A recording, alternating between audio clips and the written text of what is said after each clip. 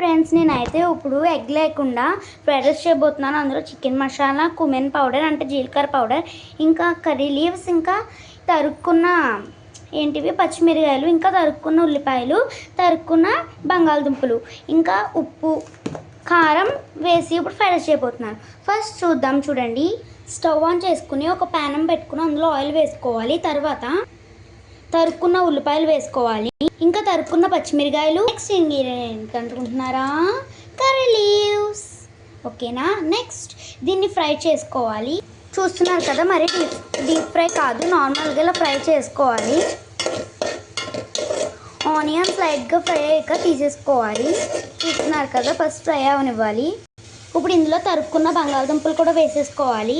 చూస్తున్నారు కదా, మీకు బాగా టేస్టీగా ఉండాలంటే ఆయిల్ కొంచెం ఎక్కువ వేసుకోవాలి. చూస్తున్నారు కదా, ఇప్పుడు చిటికెడంత ఉప్పు, ఇంకా కాస్త కారం వేసుకోవాలి. ఉప్పు కారం క్వాంటిటీ ఏం లేదు, మీకు కావాల్సినంత వేసుకోవాలి. మీరు తినే క్వాంటిటీ బట్ట వేసుకోవాలి. మీకు బాగుండాలంటే కాస్త గీ కూడా వేసుకోవచ్చు. వేసుకున్నాక కూడా ఒకసారి తిప్పుకోవాలి.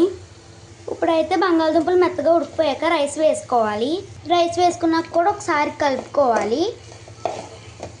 రైస్ వేసాక ఆయిల్ సరిపోతే గీ అయినా ఆయిల్ అయినా వేసుకోవచ్చు. గీ వేసుకున్నాక ఒకసారి మిక్స్ చేసుకోవాలి.